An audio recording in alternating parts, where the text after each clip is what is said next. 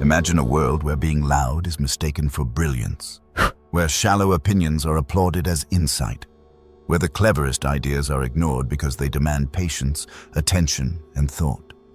A world where curiosity is mocked, reflection is dismissed, and the loudest, flashiest, most distracting voices dominate every conversation. Welcome to the modern era, the stupidity era, where wisdom is discarded, reflection is scorned, and intelligence has become an obstacle in a world that celebrates noise over thought. Every day, we scroll through streams of content designed not to enlighten, but to distract. The more shocking, the more absurd, the more immediately gratifying, the higher it soars. Intelligence is drowned out by a tidal wave of superficiality. And here's the truth no one tells you: we, collectively, are applauding our own ignorance. Look at social media, the most powerful stage ever created in human history. It doesn't reward insight, it rewards visibility.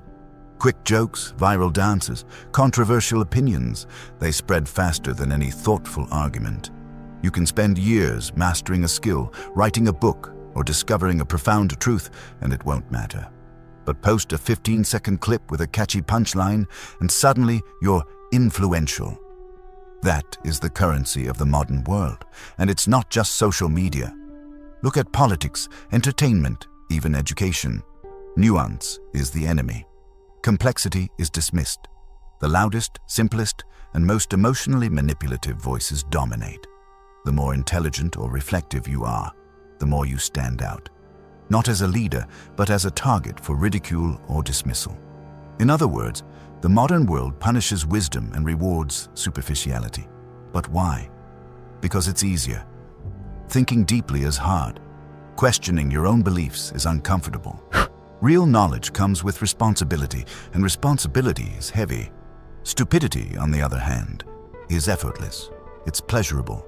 It allows us to belong, to be celebrated, and to avoid the burden of truth. And the modern world, built around attention and gratification, has become a playground for this effortless ignorance. Here's the cruel irony. We are told we live in the information age, but information is not wisdom. Access to knowledge does not create understanding. In fact, constant exposure to information without reflection can make us dumber. It tricks us into thinking we are learning, when really we are consuming distractions. Knowledge is shallow. Wisdom is absent. And still, we clap for the spectacle, cheer the viral moment, and keep scrolling. This is not just a cultural shift. It is a psychological one. Human beings are wired for reward. The brain prefers dopamine hits to long-term satisfaction, and the modern world exploits that wiring at every level. Every click, every like, every laugh at a meme reinforces the very behavior that erodes critical thinking. In essence, we are training ourselves to glorify stupidity.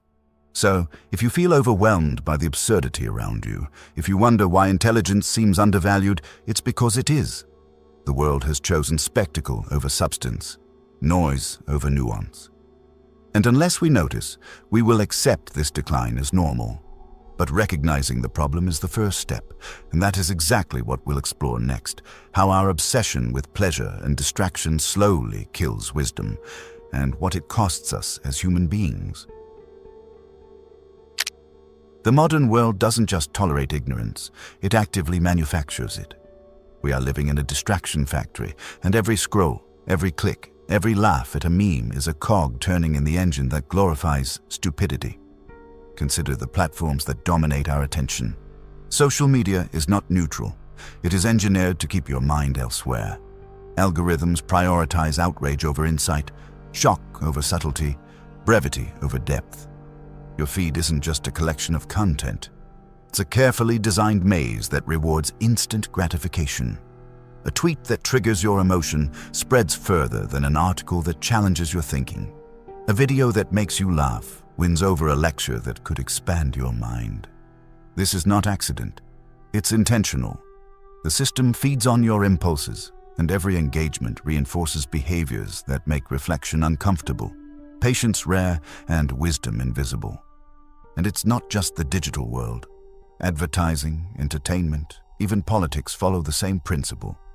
Flashy images, catchy slogans, emotionally manipulative messages. They all exploit the same human weakness: our love for the easy, the immediate, the pleasurable. Critical thinking slows us down. It makes us uncomfortable. It resists the dopamine hits that these systems are designed to deliver. So, naturally, the path of least resistance dominates. The loudest, simplest, most emotionally charged voices rise to the top. Nuance, depth, and subtlety fade into the background, but the consequences are deeper than wasted attention. By continuously rewarding shallow engagement, the world is reshaping our minds. We begin to crave immediacy. Long-term thinking feels unnatural. Complexity becomes frustrating.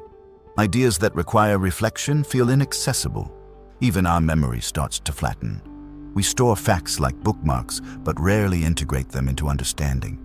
And when the noise becomes constant, intelligence is not just undervalued, it becomes socially inconvenient. We can see this in education. Schools still teach, but the culture around learning has shifted. Students are praised for speed, for participation, for grades, often regardless of understanding.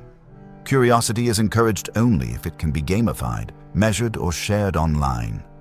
Teachers are pressured to entertain as much as they instruct. Knowledge that is slow, demanding, or abstract is dismissed, and what happens outside the classroom mirrors this. Popular culture celebrates reaction over thought, spectacle over substance, immediacy over mastery. The world subtly tells us thinking deeply is optional, being loud and noticed is essential. Yet there is a strange paradox. Humans are capable of incredible insight. We can create, innovate, and reason in ways no other species can. But in this era, these capacities are underused, underappreciated, and often ridiculed. Society has made a spectacle of simplicity and absurdity, rewarding those who participate and punishing those who resist. The modern world does not merely tolerate stupidity, it elevates it, constructs it, and sells it back to us as aspiration. Understanding this machinery is the first step toward resistance. Recognizing how distraction is designed, how attention is monetized, and how our own impulses are exploited allows us to reclaim the space for thought. Otherwise, we are complicit in our own intellectual decline. Next, we will examine the psychological cost of this distraction, how constant stimulation and the glorification of ignorance slowly erode not only wisdom but also the very fabric of our character. The death of thought is not abstract, it is personal, and the consequences are closer than you think. The modern era, the stupidity era, isn't just loud and distracting, it is corrosive. It doesn't simply entertain or mislead. It reshapes the way we think, feel, and even perceive ourselves. Every constant scroll, every viral joke, every shallow debate is rewiring our brains, and few realize the cost. The first casualty is attention. Attention is no longer sustained, it is fractured, fleeting, and perpetually interrupted. Our capacity to focus on a single idea, to sit with a problem and explore it deeply, has been steadily eroded. We live in a world where interruptions are celebrated, where the next notification always promises a reward greater than reflection, and our minds, like overworked machines, run hot but achieve little. This has a profound effect on intelligence itself. Knowledge without reflection is hollow. You can know facts, but without depth, understanding, or context, knowledge becomes decoration, not power. And the more we chase the shallow pleasures of immediate gratification, the less patience we have for the slow, challenging work that builds wisdom. The ability to think critically, to resist impulsive reactions, to see beyond the obvious. All of this atrophies. Emotion, too, becomes distorted. In a world that rewards outrage, anger and fear become more common than empathy. We react first and think later. Subtlety is lost. Compassion is diluted. We are trained to see only extremes, the viral spectacle and the personal ego gratification, rather than the complexities of reality. The mind becomes a tool for consumption, not creation. Even self-perception suffers. When the world celebrates noise over nuance, we begin to measure ourselves by applause rather than insight. Likes, views, shares, they become proxies for worth. Quiet reflection, meaningful thought, and genuine understanding are invisible, And slowly, almost imperceptibly, we internalize a lie that intelligence is inconvenient, depth is boring, and thinking too much is a handicap. The societal consequences are just as grave. A population trained to react rather than reflect is easier to manipulate, easier to placate, easier to control. When wisdom is scorned and spectacle worshipped, critical voices are drowned out. Policies, ideas, and narratives that might have been challenged now pass unchecked because distraction has become a collective addiction. Yet, despite all of this, there is hope. The first step is awareness, recognizing the subtle ways in which the stupidity era reshapes attention, emotion, and perception allows us to resist it.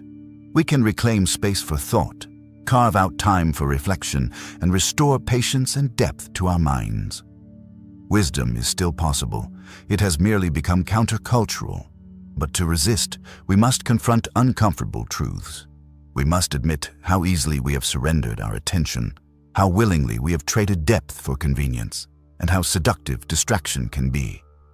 Only then can we begin to rebuild a mind capable of discernment, creativity, and genuine insight. Next, let's explore how this glorification of stupidity doesn't just harm individuals, but also shapes entire cultures and civilizations.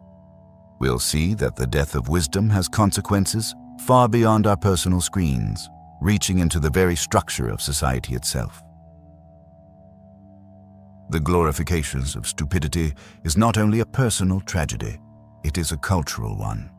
When wisdom loses its place in the hierarchy of values, entire societies begin to unravel. What begins as distraction in the individual mind becomes decay in the collective spirit. History gives us countless warnings. Great civilizations did not fall simply because of foreign invaders or economic collapse. They fell because the foundations of thought, discipline, and wisdom eroded from within. Rome once produced philosophers, engineers, and leaders of immense vision. But as decadence grew, spectacle replaced substance. Bread and circuses distracted the people, and reflection gave way to entertainment. The parallels to our own age should be impossible to ignore. Today, our bread and circuses come not in colosseums, but on screens. Endless streams of content keep us sedated, while serious conversations about meaning, responsibility, and truth are drowned out. The stupidity era trains us to demand quick satisfaction, to despise complexity, and to outsource thinking to the loudest voices. And when a culture normalizes this, wisdom ceases to be just undervalued. It becomes irrelevant. The result is a society vulnerable to manipulation. If people cannot think deeply, they cannot question. If they cannot question, they cannot resist. Leaders who thrive on distraction find it easier to gain power when the masses are more interested in noise than knowledge. Entertainment becomes a political tool. Outrage becomes a business model. Ignorance becomes currency. And in the process, culture itself is hollowed out. Even art and literature, once vehicles of profound insight, are diluted. The artist is pressured to be viral rather than visionary. The writer is judged not by the depth of words, but by how quickly they can be consumed. Philosophy, which once guided civilizations, is now ridiculed as impractical. The collective wisdom of humanity, built through centuries of struggle, reflection, and sacrifice, is dismissed as outdated in favor of the fleeting and the fashionable. This is the death of wisdom on a cultural scale, and its consequences are not abstract. When societies abandon reflection, they repeat mistakes of the past. They chase pleasure until they collapse under the weight of decadence. They glorify noise until truth becomes impossible to hear. They reward stupidity until wisdom has no place left to stand. But here is the harshest truth. No civilization thinks it is in decline while it is declining. It convinces itself that it is thriving because distractions keep everyone entertained.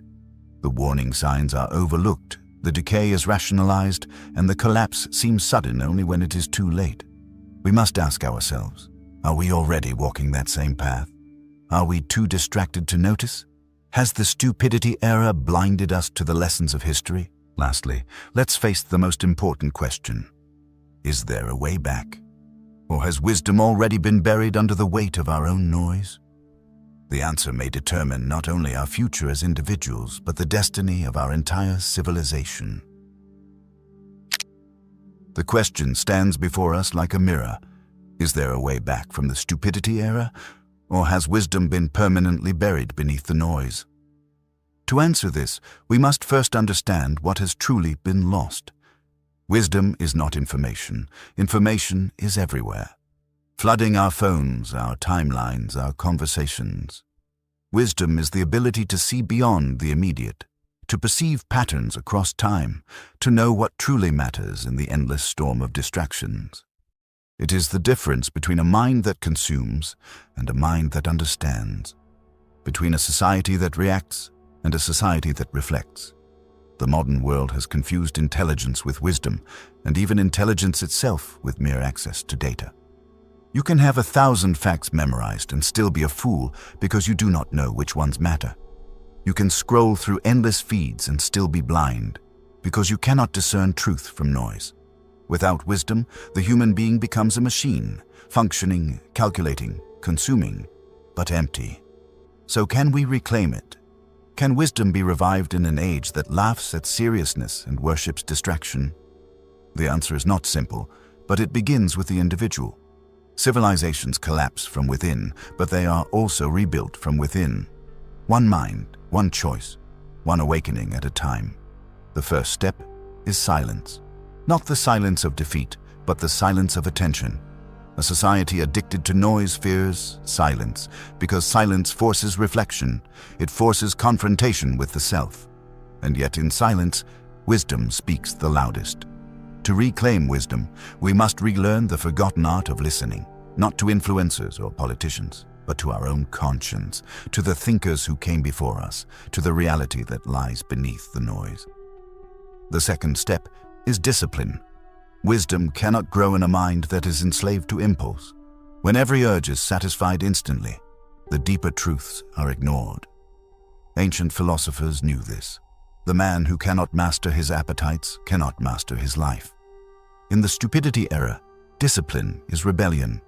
To step away from the constant feed, to choose depth over distraction, is an act of resistance. The third step is courage, because let us be honest, seeking wisdom today makes you an outsider. When everyone is laughing at nothing, the man who refuses to laugh looks strange. When everyone is chasing the trivial, the one who stops to question seems arrogant. But courage has always been the price of truth. Socrates paid it with his life. Thinkers throughout history were mocked, exiled, condemned, even killed. Yet their voices outlived their oppressors, because wisdom cannot be silenced forever. And yet, this is not just about the individual. If enough people reclaim wisdom, a culture can shift. Civilization is nothing but the collective spirit of its people.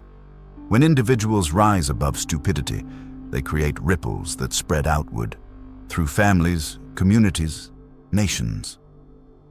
The stupidity era thrives only if everyone obeys it. Break the obedience, and you break its power. But here is the warning. If we do not reclaim wisdom, the consequences will be brutal. Societies that glorify stupidity do not plateau, they collapse. Not always suddenly, but inevitably.